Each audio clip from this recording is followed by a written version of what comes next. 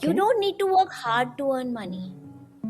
You need to know how money works and then Oh, make money work hard for you. Do you want to have your Prince Charming saving you, or you want to save yourself? Is say money has no gender. There is a gender which is somewhere which gets attached to it, are so closed that we don't want to give ourselves permission to dream big. Is a lot of women come when things turn downwards for them. Is the richest woman. And how many of us know who's the richest woman in this world? Oh, I'm leaving my job, I'm getting married. I want to enjoy my marriage. Have you ever seen a boy say that? And financial independence is not equal to earning money. And I've just given you the mantra save first, spend later, because budgeting is telling your money where to go rather than wondering later where it went. You don't feel stuck to your marriage, you don't feel stuck to your job, you don't feel stuck to a country. You get the freedom to just move. ask a room of women what they were taught about money growing up, and most of them will tell you the same handful of things. Save a little, don't ask for too much, somebody will take care of you. Almost no one was taught to build real wealth. Almost no one was taught that money could be theirs. Their freedom, their security, their power. My guest today is trying to rewrite that lesson for a whole generation of women. Meeta Gupta is the founder of Moola for Women. For 30 years, she has lived at the top of finance. Deutsche Bank, then a decade running a $1 billion loan book at L&T. Then in 2020, she left it all to build something of her own. Moola, money made simple, jargon-free and unmistakably for women. It began as daily lessons sent over WhatsApp. Today, it is a podcast, a coaching community, a newsletter, and now a summit for thousands of women at the Dubai World Trade Center. She says finance is made out to be far more ferocious beast than it really is. Her goal is to financially empower 1 million women. And she'll tell you money is energy, security, and freedom. Today, at Investigating Interesting Minds with Anvesha Bose, you will meet Meeta. And by the end of this video, you will go away knowing more about money than you were ever taught. The mindset shifts that change everything, the practical steps to take charge of your own finances, and why, for every woman, money is really about freedom. Hi, Meeta, how are you? I'm very well. How are you, Anvesha? I am very well too. Welcome to Investigating Interesting Minds with Anvesha Bose. And I think today's session is going to be very interesting because I have a lot of friends who keep asking me questions about, what should you do with money, this, that. Money is a very big topic, but let's see how much we can cover in one podcast. All right. Absolutely. So, for somebody who is seeing you, for the very first time, can you tell us a little bit about yourself and Moola? Sure. So I am a finance professional. I have over 30 years of experience, of which probably more than 25 years I have been working with banks and corporates.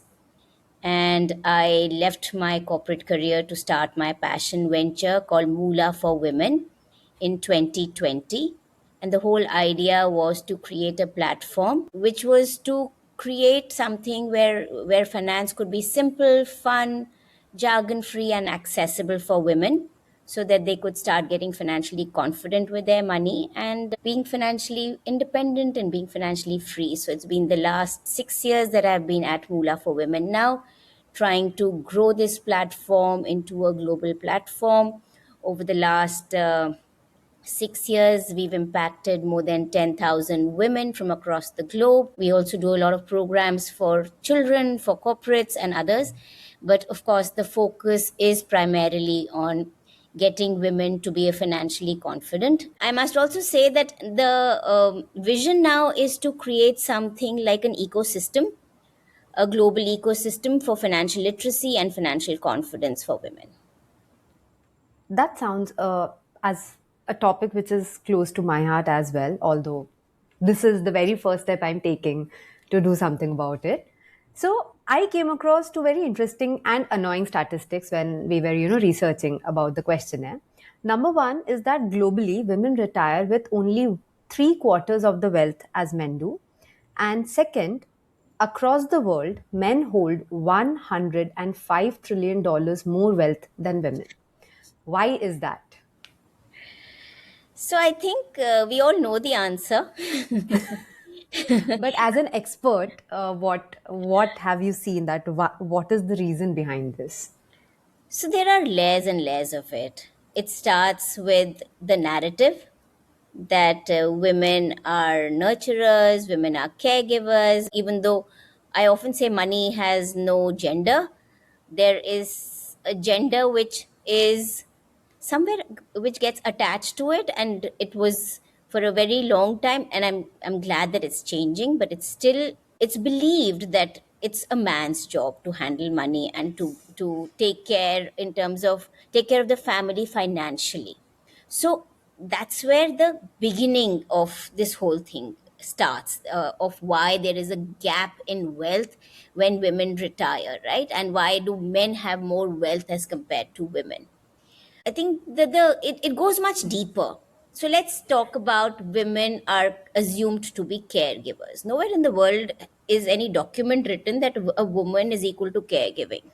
Very And true. yet, this is something which is a narrative which has been given to us, and we've taken it upon us, I think, with time, that's our job, right? And whether it comes to when you get married, or when you have children, or when somebody you've got older parents, or whenever something is needed in terms of caregiving, a woman would leave her job or take it as secondary and not a priority, and caregiving becomes a priority. I think the statistics are that if a woman leaves her income for 1 year, her wealth gap increases by 20%.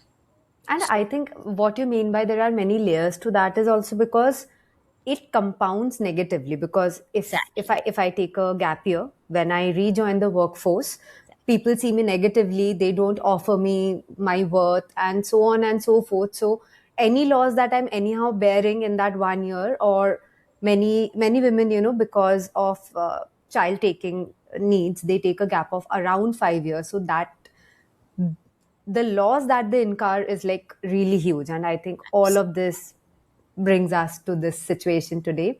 But let's see how we can change it, because thankfully, due to social media and because of our previous generation also took some steps to enabling us to come to this position, we are in a better place.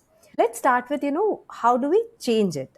When I talked to you, you said that the first step is mindset. So before we get into the practical how to's and the knowledge, when we talk about mindset, what are some specific shifts that has to happen inside my mind before I can take control of money and close this gap? So yes, a very very interesting and a very important question, and a very important first question. In fact, if you know that Mula for Women is actually based on three pillars: mindset, knowledge, and then action. And the mindset piece always comes first, because if we talk to women, a lot of women still believe that they're unworthy. They think that they Okay. can't.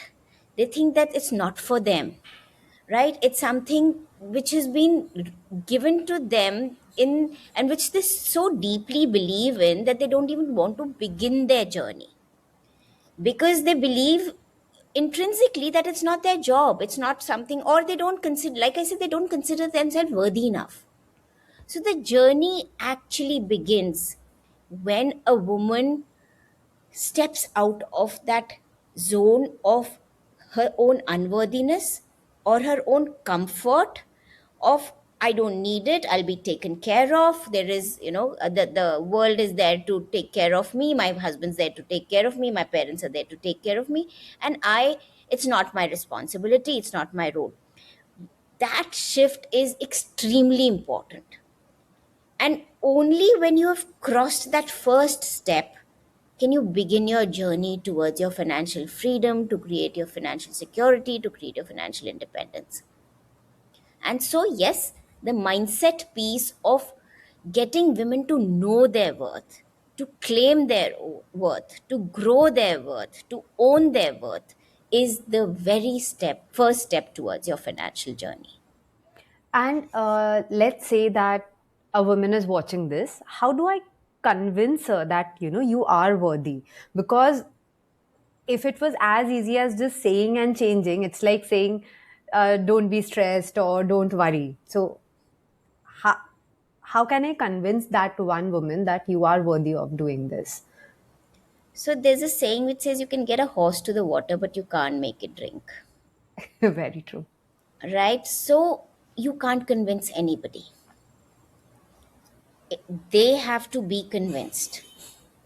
And how do they get convinced? When do they get convinced? Can be different for different women, depending on the stage of life they are in, the challenges that they've been through, the experiences that they've seen in their life. And for some it could start earlier, for some it could start later, for some it could never start.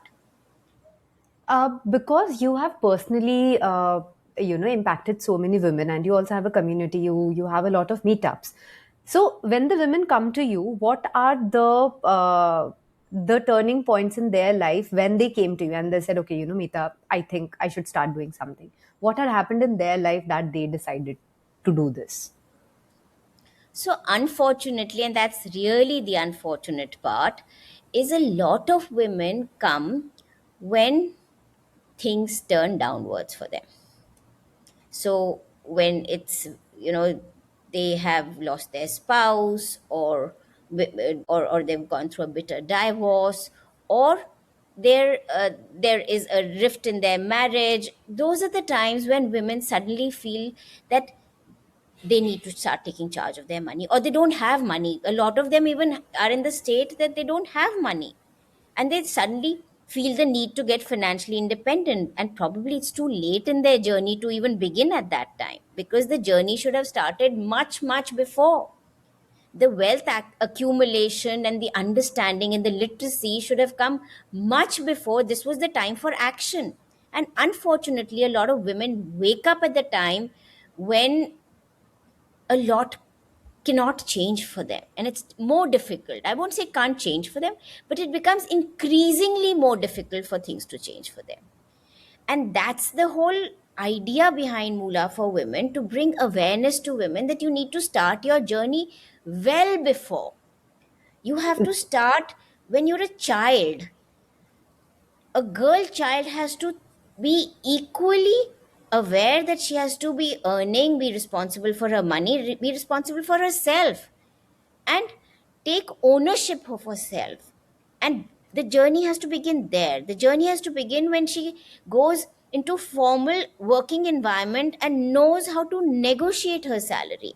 She knows that if she's worked hard, then it's not that she's going to be paid well because she's worked hard, but she should know how to ask for her worth.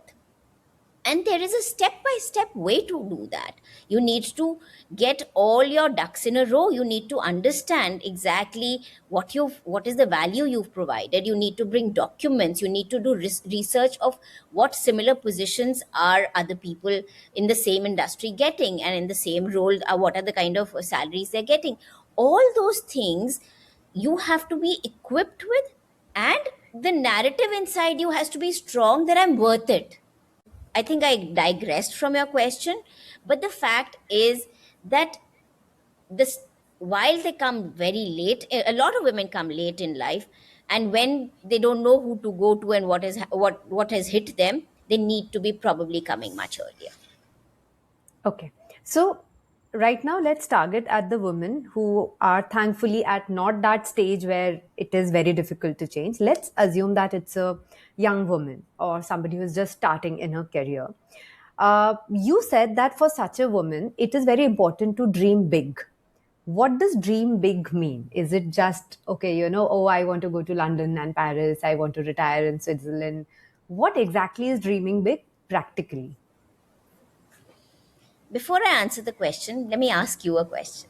What is your dream for yourself? I really love cars, and right now I have a very basic sports car, and I want to get a Ferrari. So, seems like a very unrealistic dream, but I want to have it, and that's what drives me to, wake up every day and do something and hustle harder. So, yeah, that's my dream. No, beautiful, and thank you for sharing that. But you Yeah. hear yourself when you suddenly second guess yourself. The moment you've said that, oh, I want a Ferrari. Oh, it's a very far away dream. It may not happen, right? Mhm. We are so closed that we don't want to give ourselves permission to dream big. Somewhere we are holding ourselves back, and that permission is, I mean, what's stopping you from getting a Ferrari? Nothing. Of course, Ferrari is probably just the first step to something much more amazing that you can build for yourself and create for yourself and have for yourself. But we feel small. The moment we ask for something big, we feel smaller. We say, no, but I don't think I can. I don't think that's even possible. There's this inner voice which starts speaking to us and saying that, no, no, no, no, I don't think I deserve it. I'm trying. I wish. I want to, but can I? Right? I get your point. I think that that sounds very practical. That if you have a dream, at least accept that it's a dream and it's costing you nothing to dream big. So at least dream big. And I think Exactly. it makes sense now. Exactly. It makes sense. Okay. Right? Dream has to be outrageous. But unfortunately, most women, when you ask them what's their dream, they don't even know. They've never even given themselves the permission to think that they can dream. That's pretty So they sad, don't. and I don't know how this really happened. I mean, I come from a background where my parents never told me that you can't do this or you can't do that. Me and my brother were raised equally. I must say that, in fact, my brother did most of the things that, typically a woman is supposed to do in the house. Yeah, but I think then I don't know how it came. So thank you for correcting that. Is there anything else in the mindset shifts that a woman should take care of? Another very interesting thing that I came across in one of your write ups was you pointed out that a person is the average of the five people they hang out with. So, how true is it for women, and what specifically should change in a woman's circle to take them towards a better direction? Again, amazing. The fact that you brought this out is so important, because who do we hang out with, and see the difference. Who do men generally hang up with, and who do women hang out with? Okay, a man would generally hang out with his friends, who and they would have conversations around money, around politics, around growth. They'll talk Elon Musk, they'll talk investments, they'll have the conversations, and the general atmosphere around most men is growth. It's productivity, it's how to get to the next step. For women, even if you are in your close circle, whoever your best friends, whoever you are with, your conversations are different. And I'm not saying don't have those conversations, but take some time to have conversations which are larger than the micro universe that you're living in. Right? It's about your family, it's about your children, it's about your help, it's about your challenges which you're facing on a day-to-day basis, your job, your work, your whatever, right? And so it's extremely important to choose your circle wisely. Anyone who pulls you down, anyone who doesn't believe in you, any conversation which doesn't make you feel that energized, uplifted, that you want to do something more aspirational, you want to be the best version of yourself, don't get into those rooms. Because the more you get into those rooms, the more you will feel sucked in, pulled down, and difficult to come out of that. And that's why on the 23rd and 24th September, coming up with the summit, it's called the Moola Global Money Summit for Women. I'm doing it at the Dubai World Trade Center, and it's the one of the largest global events for women and wealth that I'm trying to create. And why am I doing that? Why? Because we need to see women who are role models. We need to see aspirational women. We need to see women doing well for themselves. When we see women who are who've achieved so much, They've been through their struggles, they've been through their journeys, they've been through their highs, their lows, but they've overcome that. They've moved past their fears, their doubts, their inhibitions, and today they are doing well for themselves. When you see those kind of women, you become, you want to be, you aspire to be, right? You feel pulled up in that direction, rather than when you are in your little microcosm, right? So statistics again show us that there are only 5% women CEOs in the Fortune 500 companies. So there are anyway such few role models. There are not many women, who are at the C suite level. And even if they are, no one talks about them. So let me give you a very interesting incident, and this is something which I've seen time and again. So I do a workshop for these children, okay, who are 13 to 18-year olds, and I show them three pictures. Two of them are men, and one of them is a woman, okay, and everybody in the room, all these 13 to 18-year olds know both those men, okay, they're the two Okay. richest men. Okay. But then the third one is the richest woman. And how many of us know who's the richest woman in this world? No, even I don't know. I just realized that. Exactly. None of Yeah. us even try. But I'll tell you what, there is another social stigma attached to rich women. So when a woman goes into her circle who is not as ambitious, and then she talks about money, this is, I just got a hike and I'm planning to invest it this year, or I'm planning to invest it in a home, the house, she is sort of looked down upon, what are you talking about? Let's talk about our family, our kids, how are you managing your Yeah, house? What are your in laws doing? Stuff like that. And yeah. even in the broader social sense, if you go to TikTok, if you go to Instagram, you will see that a lot of men talk about money. They even flaunt money and wealth, and it is acceptable. But when a woman does it, most people don't even assume that she has earned it in the first place, that she's probably spending somebody else's money. And secondly, again, it's looked down upon. So I think the richest woman in the world, probably she's not talked about as much. So that's really sad, I must say. But again, I really understand where you come from, where you say to be in the circles who are talking about money, who are talking about wealth, who are talking about career, who are talking about growth, because it might sound theoretical, but I've personally seen it happening. My friends who take a career break and then they join those same groups who are not working, or they believe in not controlling their finances, suddenly the next time I meet them, before I used to talk to them about, how is your project going on, what did your boss say about your last presentation, and now suddenly all she's talking about is, oh, this Diwali I'm going to get my house cleaned this way or that.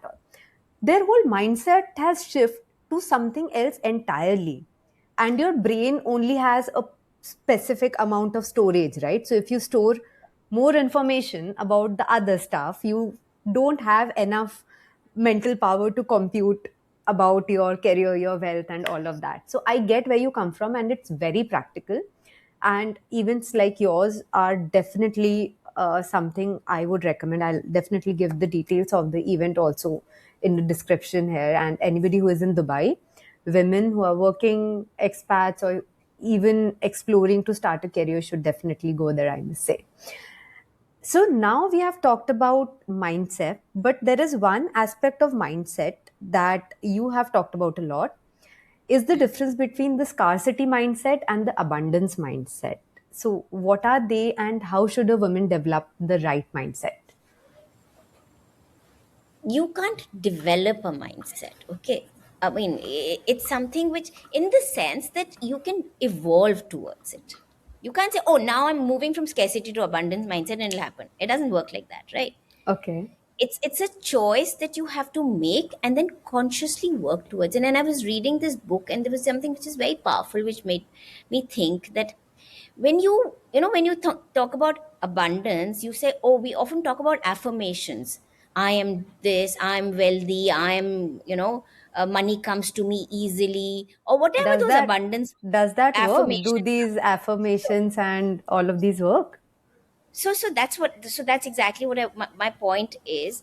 And every time you say these affirmations, and a lot of people will say, obviously always have positive affirmations when you talk about money, talk about money in a way that it brings you abundance and all of that. But somewhere it's that same thing which happened to you when you said it, but your mind hasn't believed it. But is it even possible?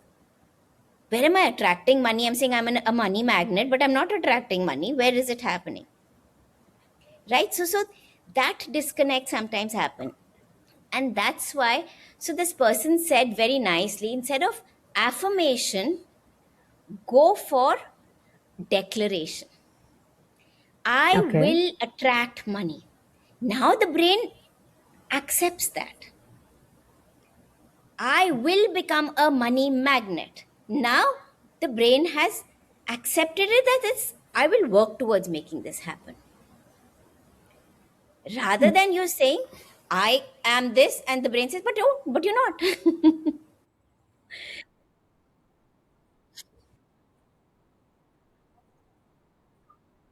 Mindset, and which is the right one and why?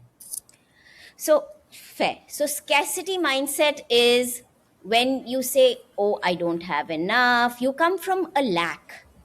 Anytime when you come from a lack of things, that I I don't have money. I can't do this because I don't have money. I wish I was able to do this. Oh, if only I had a lot of money, I could have done this for myself. I, I, I really don't think I'm worth it. I'm not competent enough. I'm not good enough. Whenever the feeling is a lack, that's your scarcity mindset. And an abundance mindset is a mindset of attraction. When you attract, when it's of gratitude, you see that there is a feeling of enough and more, that there is enough and more in the universe for everyone. And just because somebody else has a lot doesn't mean that I can't have it, Yeah, I because the think I read universe. about this last one either in Psychology of Money or one such related book, that money is not a limited resource. It keeps getting made. It keeps getting made. So if you are working hard and doing certain activities, you can earn enough. Just because somebody else is earning doesn't mean that you won't get it. Yeah. Right. And the other thing that you said right now is, if you work hard, again, this is a Mm-hmm. mindset problem. You Okay. don't need to work hard to earn money. You need to know how money works and Oh. then make money work hard for you. Okay, so this is again a very middle class mindset with which Ah, we all have been brought up, that you have to work hard to earn money. yeah. Right? Only when you work hard you will earn money. Oh, you're not working hard, then you can't earn money. I mean, people are not working hard, they're still making money. So you don't need to work hard for money.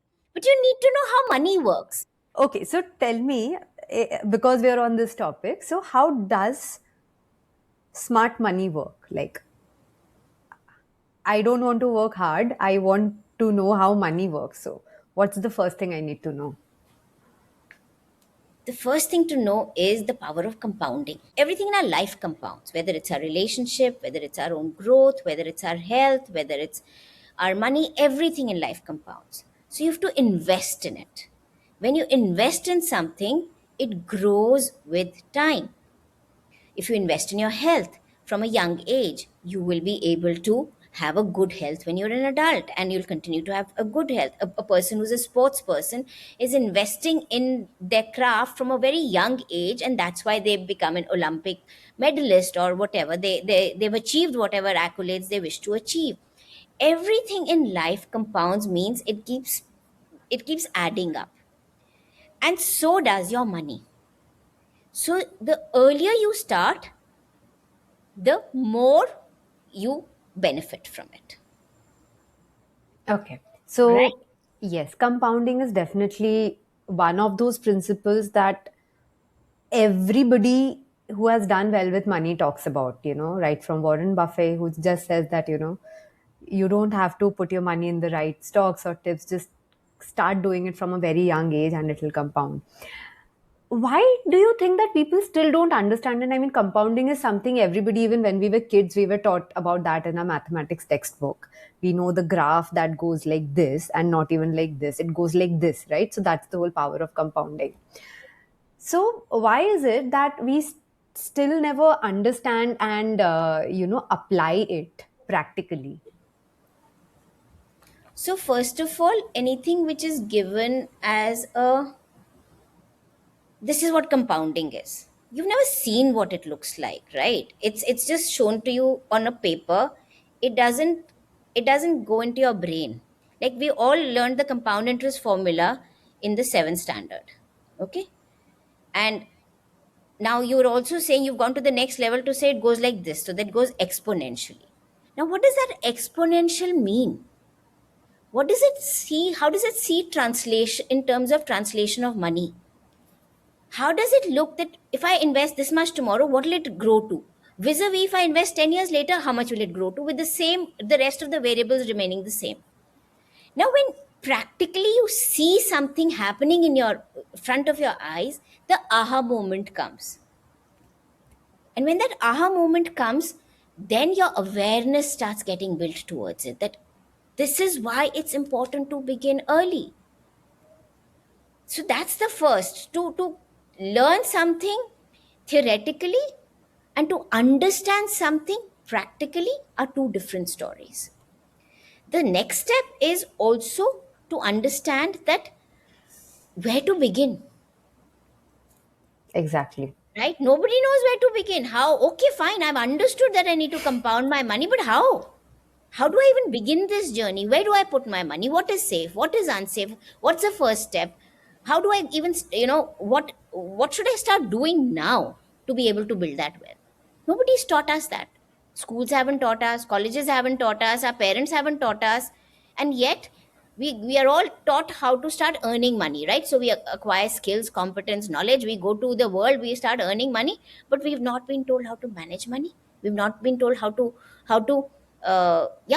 take money decisions, or how does money work. None of those things are taught to us. So we kind of worry and wonder and look at the world and say, okay, this one's doing this, this one's doing this, this is right. So we learn from our mistakes, we learn from whatever. But if we are taught from a young age how money works, we're given those skills around it, we will become sharper and smarter when we start earning our money, and it'll have different outcomes.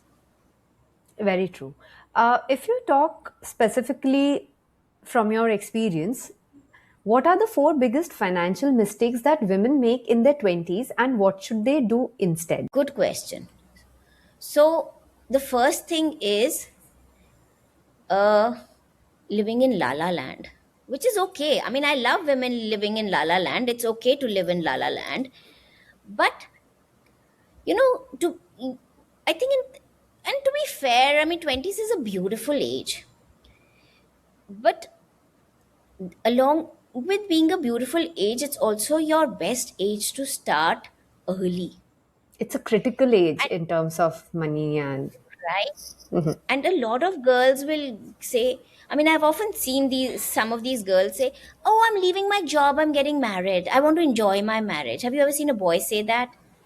That oh, I'm leaving my job because I'm going to get married and I want to enjoy my marriage, or because my parents have said that no, now you're going to get married, so you please leave your job there, you've got a good job in Singapore, but leave it and come back to India, and then we'll see you, I'm sure you can get another job. And you leave your job, your really good job, and you come back. So the first is to take that ownership that yes, I'm responsible for myself, and I need to grow my own wealth, and every such step that I'm taking, it's putting me back. I think we'll get a lot of hate for saying this, but yeah, really, when I fight with people that women should not be made to leave after marriage and everything, but a guy told me, Anvisha, have you ever considered that most of these women are leaving their job out of their own free will? Nobody's forcing them. They are saying that now that they're getting married, they want to leave the job, and I was a bit shocked, but I was like, yeah, even in my own company, I've seen this happening. So that's one mistake they should definitely not do. It's not a fairy tale ending always. Right. And I think I think it's not about fairy tale ending. I wish everybody has a fairy tale ending. Okay, but the fairy tale endings are unfortunately about the Prince Charming coming and saving you. Mhm. And do you want to have your Prince Charming saving you, or you want to save yourself? Is the question. I mean, and it's unfair on the Prince Charming also. Like, why should he bear the burden? Right? Exactly. It's yeah, Exactly. yeah. So Okay. I think so. So the narrative starts there, and Okay. once that narrative shifts, everything shifts. You understand how to that importance of saving your money, the importance of negotiating your salary, the importance of starting to build your wealth early, and understanding the difference between income and wealth. So for most people, Arey, I'm earning well, so I'm financially independent. Financial independence is not equal to earning money. Okay, but like if we right now just stick to the three or four mistakes that women in their 20s do. So first is thinking, living in a la la land and giving up the job for marriage. What's the second mistake they make? The second is, I would say, thinking that money is something which is to be only, like I said, income is equal to wealth. That now I'm financially free. So most girls, if you ask them at 20, are you financially free? If they're earning well, they'll say, yeah, I'm financially free. So that's the second thing where a girl needs to understand that earning is the first step to financial freedom, but it is not equal to financial freedom, Very true. right? And we'll come to that. Yes. That I Right. So think this that's will be a very big distinction to make. right. That's the second. The third thing would be to let others govern their life, their parents, their family, their this one or whatever. That I have to make others happy, not thinking about themselves, and not owning their own life, but believing that everybody else is going to be taking care of me and I'll be taken care of. Very true. I think there is definitely, we have to acknowledge that there is a section of women who are in a situation where they are forced to not take their decisions. But then there is a big section of women, especially in tier one cities and urban setups, who let others take the decision because it's just the easier choice. Because obviously, who doesn't want to, sit back at home? Initially, at least, when you are just leaving your job, you're sitting back at home and you don't have to do anything. It's, I think, much later that they realize that it's not just sitting at home. It comes with a lot of expectations and it comes with a lot of strings attached. So perfect. So now let's come to what you said, that earning is not equal to financial freedom. So what are the steps in between? So you have to understand the difference between income and wealth. Right. And you have to understand that you have to create your net worth. And would you know what is your net worth? I have it on an Excel sheet. What So, is how do you calculate net worth? Just to get a ah, your thought. no, I don't want to give you my thought because why to mislead people? I think it will be better if you can just tell. I would love to correct my sheet today after learning from you. Fair. So your income is your first step to creating your net worth. Your net worth is your assets. That means what you own less your liabilities. That means what you owe. Okay? And Hmm. what do you own? Your assets are your land, building, stocks, gold, real estate, cryptocurrencies, anything which is of value, your investments. Those are your Okay. assets. Okay? Your income is not your asset. Your income is a source which, when saved, you can create an asset with your income. If you spend all Okay. your money, then your assets don't get created. But if you Exactly. save some money and you start investing or buying real estate or a gold or a mutual fund or stocks or putting it in bonds or shares or whatever it is, then you're creating assets. So that's your assets. Then there are your liabilities. So you may have taken a loan to buy a house, right? That so your assets less your liabilities, whatever you have to pay back, that is your net worth. Mm-hmm. And you must always know your net worth. It's Okay. not something which is some which you've not first you may not even know what is net worth. But even if you know what is net worth, most people would not even try to know it on a periodic basis, how their net worth is going up or down, or what is it exactly. Okay, based upon how their assets are changing, like if you own a piece of land, it might be appreciating in its Exactly. value. You need to keep updating that. Perfect, that makes sense. So And is you there might be buying something more, and then you're consciously working towards increasing your assets and your net worth. is there like a number or a percentage increase a woman or anybody should aim for? Obviously, see, everybody starts at a different position. Not everybody is in the same field, but can we give like a percentage, like after 5 years of working in a field, your net worth should ideally increase by this much percentage, and so on and so forth? Is there a number that you can give? No, Okay. because different people have different starting points. I mean, Okay. somebody might be starting at ground zero, somebody might be starting at ground one, somebody might be starting at ground two, somebody already has some wealth that their parents have given them.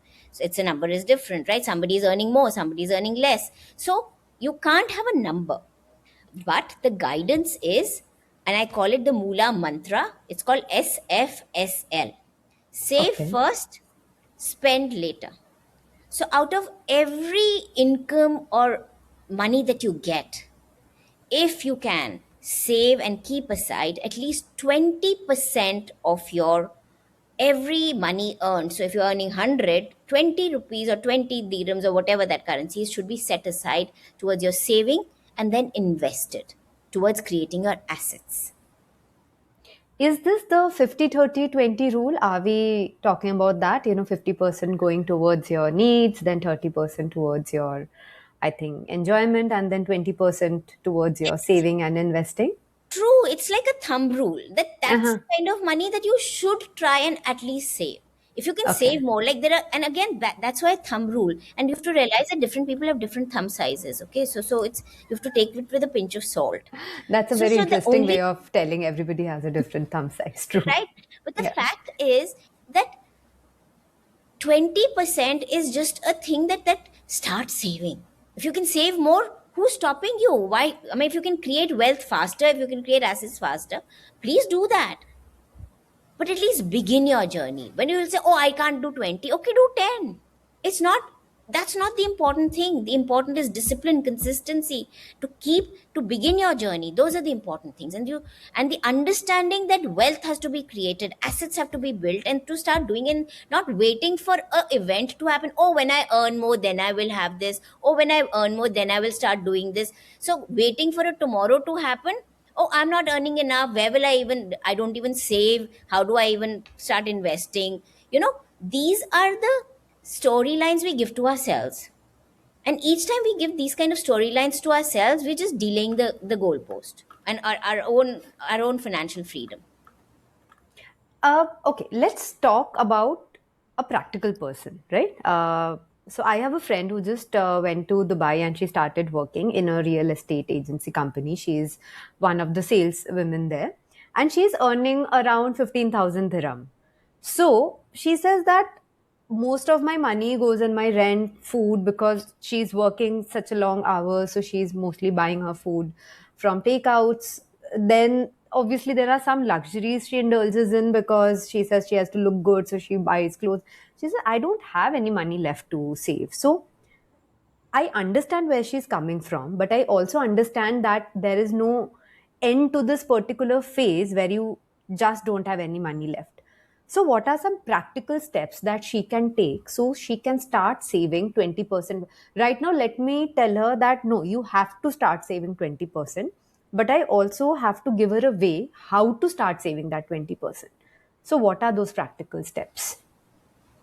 So again, beautiful question. The first thing is, and I've just given you the mantra: save first, spend later, because the if you hear yourself, you said there's nothing left to save. When we always wait for things to be left to save, money is a way of getting spent. You will never have anything left to save. Okay, but think about it. If you were earning instead of 15,000, you were earning 12,000, you'll still do things, right? You'll still live your life. So if you make it non-negotiable that 20% I will save first, I will put it aside in a separate account. Now I will assume that I'm earning only so much, and then I make my life go around that. So do your spending, do your shopping, do your groceries, do buy that beautiful dress for yourself because you need to look good and all of that, but not at the cost of your financial freedom. Exactly. I think at some point, if a person realizes that saving is as important as perhaps your groceries, then they'll probably figure out a way. So, to help this particular friend, I had read a few books, and but I could never come across exact points to tell her, okay, cut out this. Usually people say, stop spending on your Netflix subscription, or don't buy coffee from Starbucks, and maybe you can save a bit. Does it really help? Like all of this, or is there a bigger step the person can take to save that money? So I think the first, if you would ask me this question 4 years or 5 years back, I would have said, yeah, yeah, try and save, don't do this, don't do that, try and cut down on your subscription. And while all those things are fine and important, and I'll come back to it, the larger thing is how do you develop your skills, competencies, grow your worth, earn more. The focus has to shift from scarcity. This is scarcity mindset. How do I make Exactly, this less? How do exactly, I make right. this less? How do I keep saving? To Hmm. abundance. And that's where the whole shift has to happen. That how can I acquire a skill so that, oh, today I'm earning only 15,000, but most real estate people are earning 40,000, 50,000. That's like the bare minimum. I mean, what's stopping me? Can I create that for myself, that I dress sharper, act smarter, get my skills, get myself tight and smart, moved in the right network, and way to increase my confidence and the amount of wealth and money that I can generate. And that 20% of 30,000 is double of 20% of 15,000. Very true. So, would it be right to say that for a woman like her who has just started earning, whether she's in Dubai or any other place in the world, at least in the initial years, spend money wherever it is needed, maybe follow the 50-30-20 rule, but out of that 50 or 30, spend money also to increase your income, because that also has to be a big goal point. I think that has to be all the time, but at least initially Yes. you should start working on that. And that will automatically help you A, save that 20% and also increase the total amount that 20% generates. So I think, just to probably put a perspective to it, it means that you invest in yourself. Perfect. The some amount of money from your income must go towards investing in yourself, to acquire skills, to acquire competencies, to acquire learnings, which will then take you to the next level. But often we are so complacent when we are in a thing that we feel that, oh, we don't have enough. It's Hmm. And that's why you've talked about the 50-30-20 rule. I would maybe go a little deeper and say, give every dirham or every dollar or every rupee what it has to do. So if you're earning 100 dirhams, let every dirham know what it has to be do. This has to go to grocery. This one has to go towards my own development. So at least 10 dirhams out of that I have to invest towards my own development, and that's non-negotiable. 10 towards my grocery, 30 towards my rent, 5 towards my this, 3 towards my now when you that's what budgeting is. I think you answered budgeting beautifully. Okay, please explain to me what did I.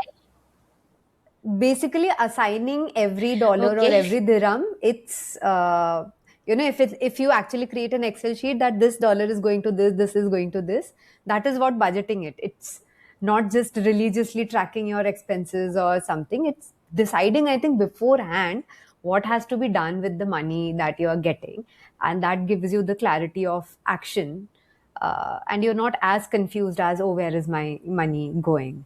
I think that explains it pretty Exactly. So beautifully. often people say, I don't know where my money goes. Hmm. So often people say, I don't know where my money goes. And there is actually a saying which says budgeting is telling your money where to go rather than wondering later where it went. That's beautiful. I think my money should know better.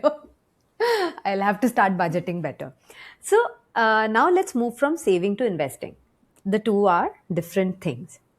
Can you explain Yes. very simply what's the difference and when should a person move from one to the next? So there is no saving is just the beginning of your journey. Okay. Mm-hmm. It's like feeling very comfortable, and it's very good to save, because if you've not started saving, then obviously you can't invest. You have to first save to invest your money, right? So the first thing towards investing, beginning your journey towards financial freedom, is saving. So it's the first step. But after you're saving, what do you need to do? The next step towards saving is to start putting your money to work. So investing is when you put your money to work so that it can create more money. Okay, so when you're saying that, what's the difference between saving and investing? Saving is the beginning, investing is a journey. In terms of how should you do it, there is a ladder in which how, or rather, how do you define how should you go about planning your finances and growing your money and investing your money for the goals. So the first thing you have to understand is, why are you investing? You're investing your money first to get financial freedom. What does financial freedom mean? What does financial freedom mean? Any thoughts? Mm, I think the point where you're no longer working for money, but you have that much money that you can do whatever you want, maybe follow your passions, not just for the intent of making money. I think that is where you reach a point of financial freedom. Am I close? Okay, fair. No, there's nothing close or this thing about it. Absolutely. The fact is that when you don't have to think about where your money will come from, Okay. you know exactly that there's enough stashed for you. You will be there. You're working for your passion, for your skills, for whatever you're enjoying working, but not with a worry that, oh my God, if I don't earn, where will I get my next meal? Where will I live? How will I get my groceries? Right. So that freedom to be able to make the choice of whether I want to work, what I want to do, and I can't, another thing very beautiful which I always feel is that you're stuck. You don't feel stuck. You don't feel stuck to your marriage. You don't feel stuck to your job. You don't feel stuck to a country. You get the freedom to just move because you have the money and not because of a lack of it, right? So a lot of people will not be able to move from their marriages which are not doing well because of lack of financial freedom. A lot of people are not able to move out of a country and go to another country because they don't have or go travel or do whatever because of a lack of money. So when money is not a barrier or stops you from doing or achieving your dreams, that's where financial freedom happens, right? And you'll be able to sustaining your life without having to worry about it till the end of your life, right? It's not about till, and often for young people that's too far to imagine. It's too far. You're like 20, 25. Who can think about an age of 80, 85, or what? And now the life expectancy is increasing. People are living up to 95, 100. Who can think of that? But to just believe in that there is a process, and just keep, you know moving towards it systematically with the belief that. And today, I don't know if you've heard of this acronym called FIRE. Have you heard of this Yeah, yeah, acronym called yeah, FIRE? yeah, yeah, yeah. Yeah, it's called financial independence, retire early, right? So Uh-huh. there is, what is retirement? Retirement is not that you become 60 or you retire. Retirement is when you become financially free and your money is working for you and you don't have to worry, right? Actually, So nowadays it's I very think that's popular. what. Yeah, even amongst late 20s and early 30s, people have started, working towards. Now, people don't really want to retire at 60. They want to retire early. And the good thing is exactly what you said, that it's not that they are saying, I just want to sit at home and retire. No, what they're saying this, I want to leave my job so that I can, travel with my family, or I can solo travel, or I can start this new venture that I had been dreaming of for so many years. And I think if a person who is seeing this today is even in their 20s, most of them have started thinking of, I want to retire at 35, or I want to retire at 45, or some number like that. And many of them ask, is what is the right way to calculate my fire number? Do you have a formula for that? So there, I mean, while there is no real formula for it, in the sense that there are many things which go into planning that number out, but and the further that it, I mean, there is a formula, but that works more when you are closer to your older age, because then the inflation factor doesn't come in. But as a person who wants to retire early, there is a sheet that I have which I can share, and which is a retirement calculator. So you put your number there, when do you want to retire, how much is it, and then you can get a retirement number. So Yeah, that that will be can happen. perfect. That's not such a big deal. The retirement calculators are available in plenty. The problem is not the number. The problem is in beginning to think that way. Makes Okay, sense. and starting to work towards it, right? So most people want, it's like, oh yeah, I want to retire early. What does it even mean? What does it even mean to you? Do you think that when you have that number, is that when you're going to say you're going to retire early? It's not about that. It's about having saved enough and investing enough that you can take a leap of hope, a leap of faith also, that yes, this is going to take care of me for the next 4 5 years till I'll figure it out of what I want to do in my life. It's having that cushion for yourself, right? So the more you create that cushion for yourself, the bigger the leap you can take. That makes sense. Again, if we now come back to the woman who has started saving and now is moving towards investing, before investing, many people ask, should I pay back my debts? Like, maybe somebody starting with a student loan or has some sort of loan on their heads. Is it wiser to first use your saved up money to pay off your debts, or should a person start investing? What's your view on that? So it depends on the loan. Okay, a high interest loan needs to be paid sooner rather than later, because it is Okay. eating into your wealth creation, right? So if you have a credit card loan, please Hmm. pay it now. Don't even wait for tomorrow, because it's giving you, like, it's taking 40 to 50% is the interest that's getting charged on it, right? But if your investments are earning you more than what the loan that you're taking, let's assume your investments are earning you 12%, but the loan is for 7%, then it's better to put your money towards your investment than to your loan, to pay off your loan, because it's earning more. Yeah, the differential is higher than what you're paying back, right?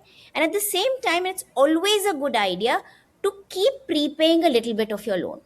So if your EMI is 100, try and make it 105. So little bit more in your budget when you're putting your money where it has to go. Put a little bit more towards prepayment so that your loan gets over sooner rather than later. But Okay. don't use all your money to pay off a loan. But sometimes it might, so it really depends. But our guidance is like, if your investments are earning more than your loan, then of course you should try and invest. Okay. And in general, what are your views on debt? Because this was an interesting thing that somebody asked me to ask you. That when a rich person takes debt to, say, start a venture or do something, we say, oh, he's so smart, he's taking leverage. But when somebody else does it, we say, oh, you are foolish, debt is bad. What is actually true? So debt is, or leverage is good if it helps you create long term value. So let's take an example. Okay, you taking a today a home costs, let's assume, 1 million dirham. Okay, now but you don't have 1 million dirham in your bank account, and you say, oh, I don't want to take a loan, right? I will take a loan, buy the house worth 1 million dirham when I have 1 million dirham. Now, by the time you have 1 million dirham, the house has become 2 million dirham. So you Very keep, true. the goalpost keeps moving, right? Because probably you'll never be able to earn so much to be able to afford that house, because that the value of the house will keep growing. So what do? You lock in the 1 million. You have okay, you have 200,000. That's the down payment. 800,000 you take a loan. The loan is now fixed at 800,000, but the value of the property will keep appreciating. You've locked it at 1 million. You bought it at 1 million. Now whatever appreciation is yours, but the loan is capped to 800,000, right? This is a good loan Okay. because the asset value that you've taken is increasing. But if you take it for a car, which is a depreciating asset, or for a credit card, which is for some conspicuous consumption that you're doing, you don't the asset is whatever you spent on is gone. You've continuously got to keep paying money for it. That's a bad loan. So when loan is taken to create assets whose value increases with time, then it's a good idea to take a loan. Yeah, I think what you said makes perfect sense. And again, it's like it's a very good thumb rule to understand about whether to take a loan or not. And because you talked about buying a house, now Yeah. a lot of finance experts have very different views on buying a house. Some say it's an emotionally driven decision, don't buy a house, it's better to rent. Some say no, that's not true. Although I do understand that it depends on the country that you are staying in, because in a place like Dubai, rentals are extremely high. I believe it's financially wiser to buy a house in Dubai than to rent. But in a place like India, where rents are super cheap compared to the EMI you pay for the house, it's probably a wiser decision to take, stay on rent. But from your point of view and in your experience, especially with women, what would you advise? Is it better that as early as possible try to have a house in your own name, or is it good enough to keep renting out? So I think owning a house has sometimes a more of an is more of an emotional decision than a financial decision.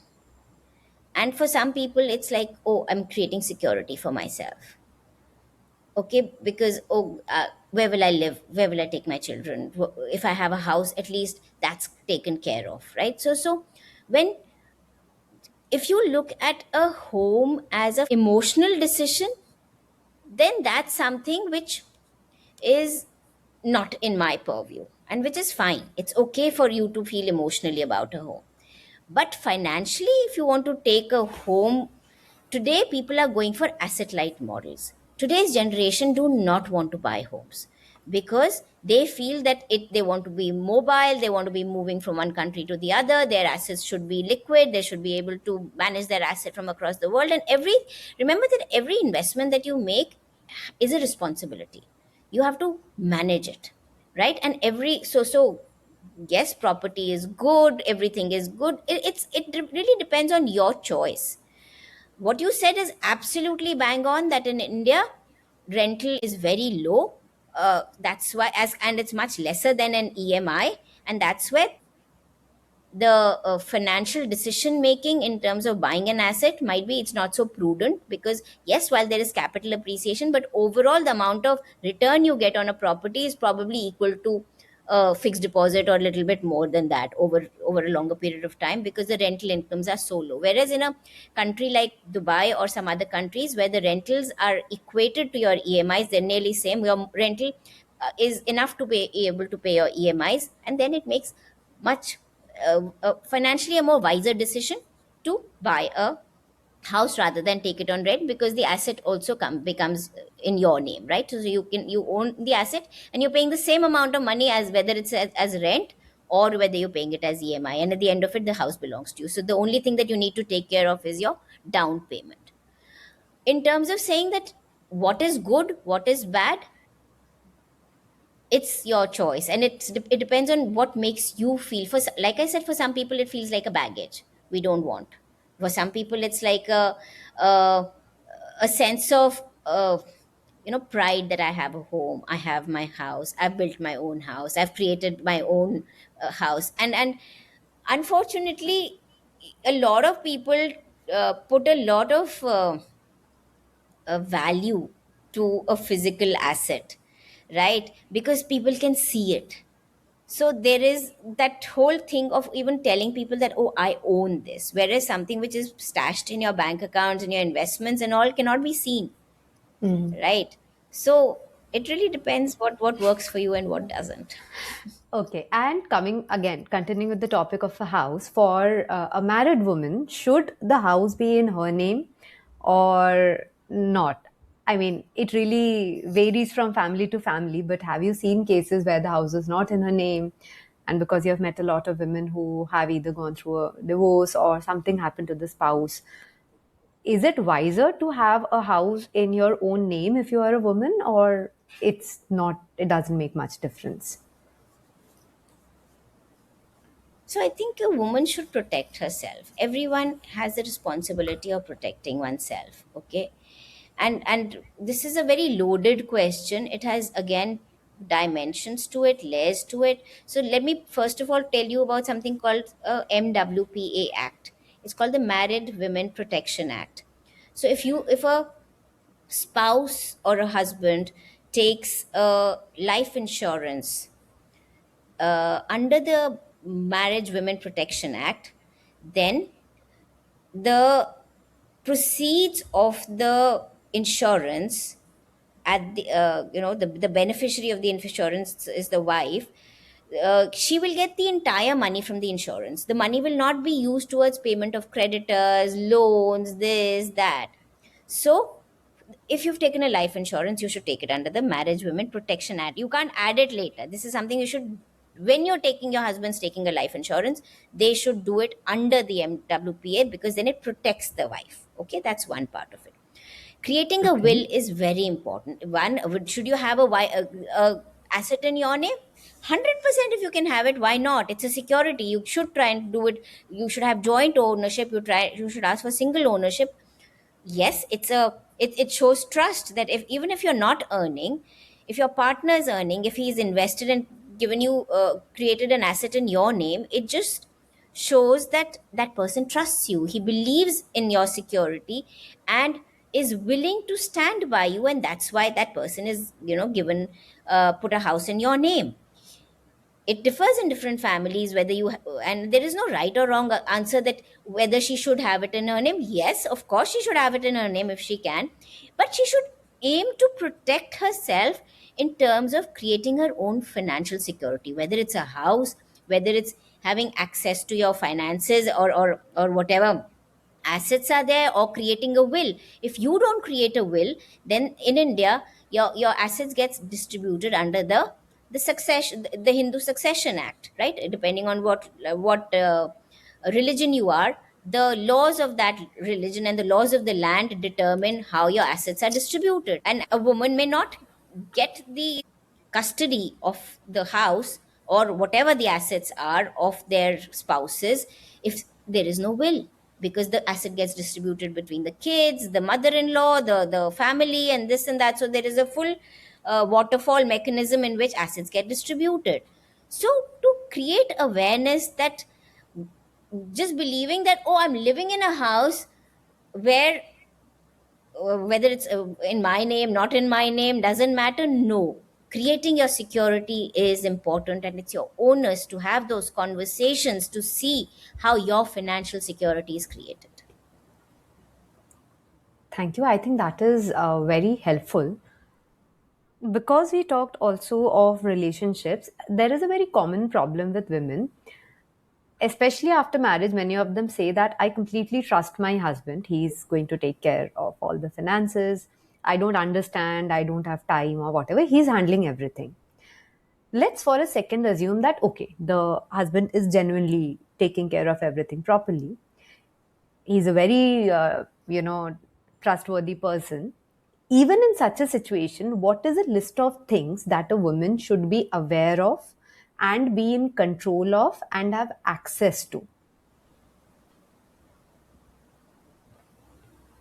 So, absolutely, we all believe that our husbands and our spouses will be, trustworthy till it proves otherwise. So we don't.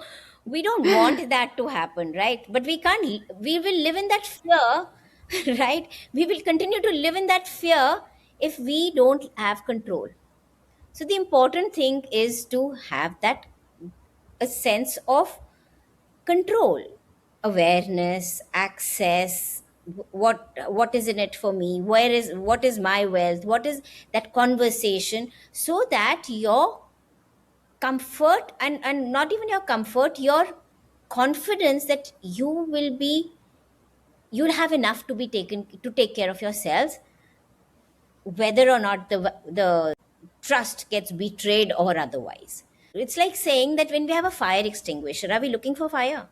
Oh, we must have fire in our house, that's why we're putting a fire extinguisher. No, right? But we have a fire extinguisher that just in case there is fire, you can protect yourself, But right? what like if she has to, yeah, but if she like has to sit down today with her husband and has to ask him specific questions, let's say it's a woman who does not really have knowledge about money, does not even know the terms she needs to know. So, what are some specific questions she needs to ask her husband today or this weekend? Sit down and say, okay, listen, I really trust you, but these are some things I feel I should know and have access to. So, what are those things she needs to ask her husband about? Nice question. What is in my name? Okay. Okay, what are the things which are in my name? How do I access those things which are in my name? Okay. uh Suppose there's an emergency. Do I have some money lying with me, or and can I take care of it? Where should I access money? Suppose there's an emergency and you're not there. Is there a will that has been created? Okay. Can I have see the will, or can I know who's the beneficiary of the will? Right? I Mm-hmm. think these kind of open conversations to say, how will I be taken care of? How do I see that? Where are the documents kept? Where are the passwords? What are the bank accounts you have? Can I, is there a central repository for information? God forbid something happens to you. Do I even know where it is going to be? Those are the questions that, I mean, I think it's probably pure and simple common sense. And before getting married, are there some questions that a woman should ideally ask her spouse, or even in the other way around, that a man can ask the woman about their finances, the family debt, or anything specific they should know before they enter into a legal relationship? 100, no, 1000%. Okay. 1000%. Conversations about money have to start well before you tie the knot. About what are the values around money, what are their beliefs around money, what are their goals around money, what happens if, I mean, if I have a child, what about my profession, what about childbearing, how is my security going to be taken care of, how is it joint finances, is it how, and understand that person's philosophy, whether it's a man or the woman, that are they responsible for their family finances or their parents finances or the loans or whatever. Have that open conversation and be on the same side of the table, because it's very difficult to change the anybody's beliefs about money. It's very difficult. I'm not saying it doesn't happen, but when you know it and you align yourself from the beginning, and your awareness about yourself is important, that I am responsible for myself in this relationship, and always wearing your oxygen mask first, always looking out for yourself while having that conversation. Transparency, openness, visibility, seat at the table, all these conversations have to happen well before marriage. And even prenuptial agreements, Okay. prenup agreements, we don't have it, but why not? Is it like, Why do you, not?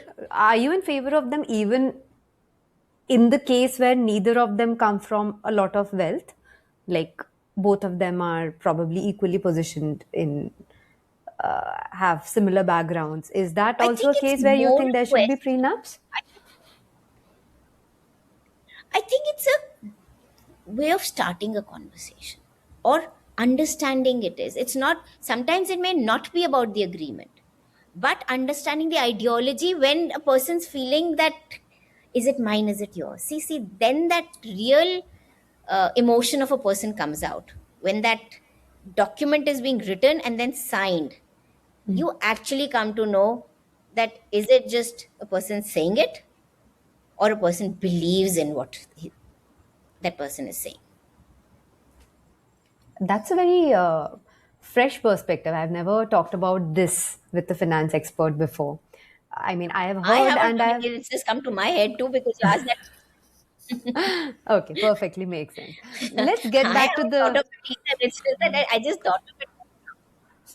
No, but I'm very sure that, Yes, please. when somebody in your position, when you say something, it comes from experience because you have seen situations, you have seen things happening. So what you say has weightage. Let's get back to investing. Obviously, investing is like a huge topic. Thankfully, there are a lot of resources and materials available out there. So, if a woman decides today after watching this podcast that, okay, from tomorrow I'm going to start budgeting, I'm going to start saving, and eventually I'm going to start investing. But investing is something which nobody is taught in their school or college unless they come from a finance background. So, how do they start learning about investing? Would you recommend certain books or any material that can help a woman or any person learn about investing better?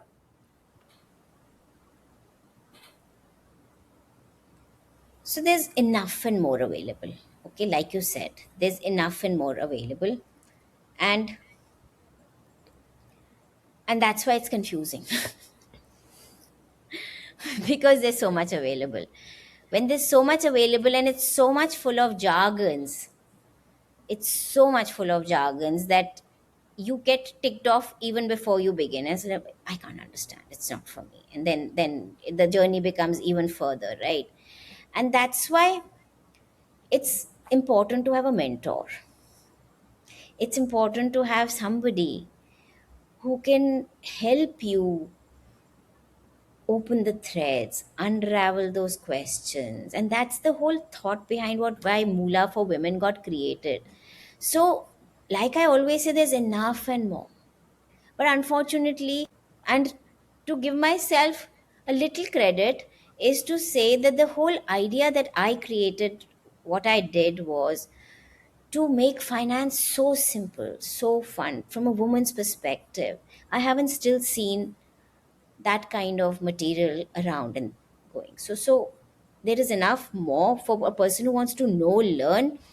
You will struggle, you will learn, you will find out, you will, you'll, there'll be downs, ups, mistakes, everything will happen, and you will learn if you want to learn. So that's the important part. You should want to learn. When you want to learn, you will learn.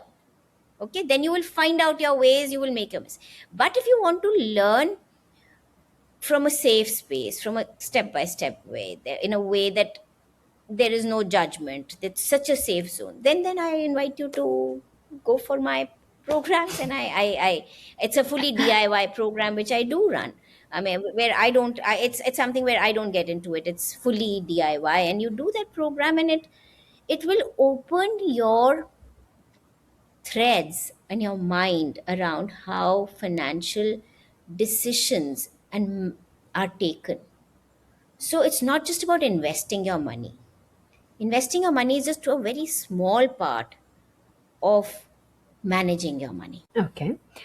But let's just say that the person who has decided after hearing you that she's going to start saving 20% every month, and after 3, 4, 5, 6 months, after she also has a bit of, the emergency fund that you need to keep in hand. Now she's decided, okay, I want to start investing, but because it's so overwhelming, so many options, what is the just one simple thing she can start doing so that her money starts making money? Or it could be two or three things, whatever you feel is right.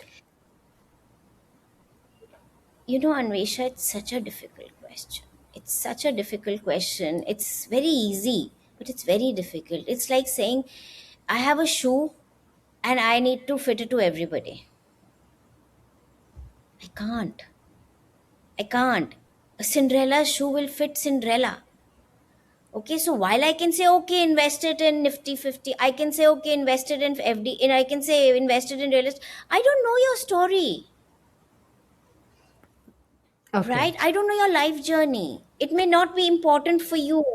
So it's, I am sorry, but I really, and I can probably very quickly in 5 minutes be able to tell a person that this is what you should start doing, but I just need to know that little shoe size. Okay, so from what I understand, that investing in general is a very personal thing, just like Cinderella's shoe. What would work for me would not work for my friend or anybody else. And courses like yours are a very good stepping point into understanding the world of finance and feeling more empowered and gaining the right tools to start investing. So that makes perfect sense. And I know that money is like a really huge topic. And I hope we can, get back together to talk about very specific aspects of money for women and to empower them better. What we'll do is that we'll now close this podcast with a rapid fire round. And I'll just ask you a few questions, and whatever comes to the top of your mind, just answer me those. All right? Sound. All right. So speak straight to every girl and woman listening right now. What's the one thing you want them to do this week? Open your bank account and look at it and observe it without judgment, just to see every entry in your bank. Okay. What's a money belief you would love to see women let go for good? That you will be taken care of as far as your money is concerned. Okay. What's one piece of mainstream financial advice you disagree with? Mm, that money should be saved for rainy days. Okay. Is spending money on having fun, like, going out with your girlfriends, partying, splurging on that shoe you want but you don't need, is that bad? Okay. What do you know about money now that you wish you had known at 25? About how money compounds. Okay. And if you could go back in time and tell that Meeta at 25 what to do with her salary that month, what would you tell her to do? Start uh, investing for yourself and trying to work towards growing your money rather than creating wealth only for the organizations that you're working for. Okay. And any closing message you want to give to women besides dreaming big and starting to ask for what they deserve and to start saving and investing? What message would you like to give to women who are watching? Know your worth, own your worth, claim your worth, grow your worth. Thank you so much. That's like the perfect ending to the perfect financial podcast for women. And I would love to see you at the summit, and do share me the details. If you would like to say anything about the summit here, that will be a perfect ending point. Thank you so much, Anvesha, for giving me this opportunity. So, the summit is called the Moola Global Money Summit for Women. It's on the 23rd and 24th of September. It's at the Dubai World Trade Center, and it's for every woman who believes that she matters. So please be there and join a movement to bridge the gender wealth gap. Thank you, Meeta. It was great having you. And I really want to get together with you again so that we can talk more about money. And next time, I'll have more questions from my friends and the viewers. So we can talk about very, very, nitty gritties of finance. 100% excited to make that happen again. Thank you, Meeta. Thank you so much. Bye.